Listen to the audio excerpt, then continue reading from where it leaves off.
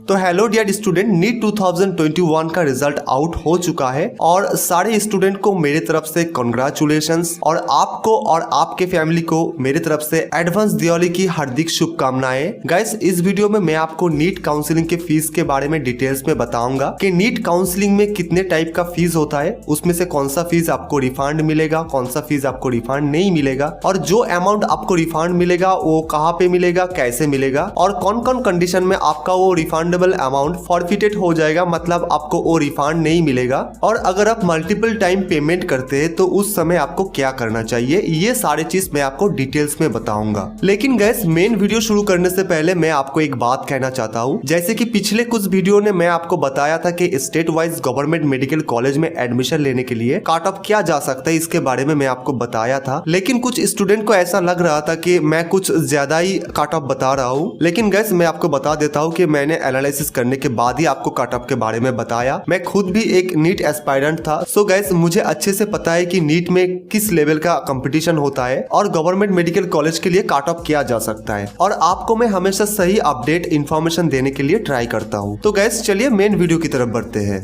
So guys, सबसे पहले मैं आपको बता देता हूँ, नीट का जो काउंसलिंग एमसीसी द्वारा किया जाता है उसमें दो टाइप का फीस होता है। एक होता है रजिस्ट्रेशन फीस जो कि नॉन रिफंडेबल है और दूसरा होता है सिक्योरिटी फीस जो कि रिफंडेबल है। नाउ इसके बारे में मैं आपको थोड़ा सा डिटेल्स में बता देता हूँ। जो 15% ऑल इंडिया कोटा के काउंसलिंग होता है और जो सेंट्रल यूनिवर्सिटी जैसे कि दिल्ली यूनिवर्सिटी, अलीगढ़ मुस्लिम university, Banaras Hindu university, Jamia Millia Islamia, AFMC, ESI, इनके लिए जो रजिस्ट्रेशन फीस होता है वो जनरल कैटेगरी के लिए 1000 रुपीज और SC, ST, OBC और फिजिकली हैंडीकैप कैंडिडेट के लिए 500 रुपीज जो कि नॉन रिफंडेबल है। और जो सिक्योरिटी फीस होता है वो जनरल कैटेगरी के लिए 10,000 और SC, ST, OBC physically handicap candidate के लिए 5000 रुपीज जो कि आपको रिफंड मिलेगा। सो गाइस, अगर इनमें टोटल की बात करें तो अगर आप जनरल कैटेगरी से बिलोंग्स करते हैं तो आपको 11,000 रुपीज पे करना पड़ेगा, जिसमें से आपको 10,000 रुपीज रिफंड मिल जाएगा। और अगर आप SC, ST, OBC या फिजिकली हैंडीकैप कैटेगरी से बिलोंग्स करते हैं तो आपको 5500 रुपीज पे करना पड़ेगा, जिसमें से आपको 5000 रुपीज रिफंड मिल जाएगा।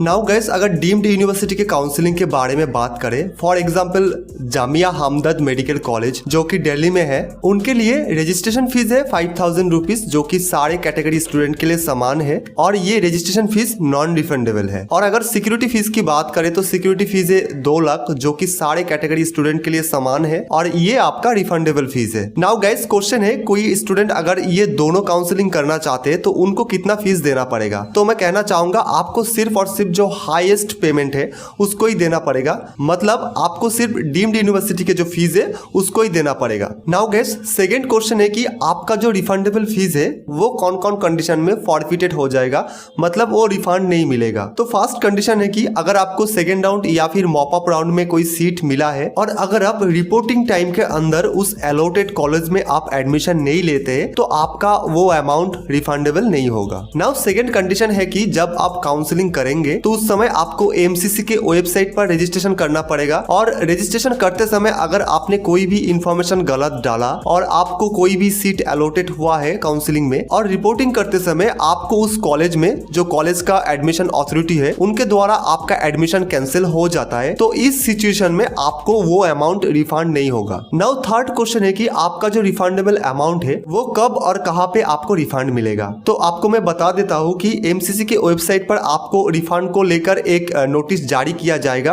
आप जिस सोर्स से उस सिक्योरिटी फीस को पेमेंट किया था उसी सोर्स में आपका उस अमाउंट को रिफंड किया जाएगा, मतलब आप जिस बैंक से या क्रेडिट कार्ड या डेबिट कार्ड से पेमेंट किया था ठीक उसी बैंक में आपका उस अमाउंट को रिफंड किया जाएगा। नाउ नेक्स्ट क्वेश्चन है कि आप रिफंड दूसरे कोई अकाउंट में ले सकते हैं, तो इसका सीधा जवाब है कि नहीं, आप दूसरे कोई अकाउंट में आपका रिफंड नहीं ले सकते। आपका रिफंड सिर्फ और सिर्फ जिस अकाउंट से आपने पेमेंट किए थे उसी अकाउंट में रिफंड किया जाएगा।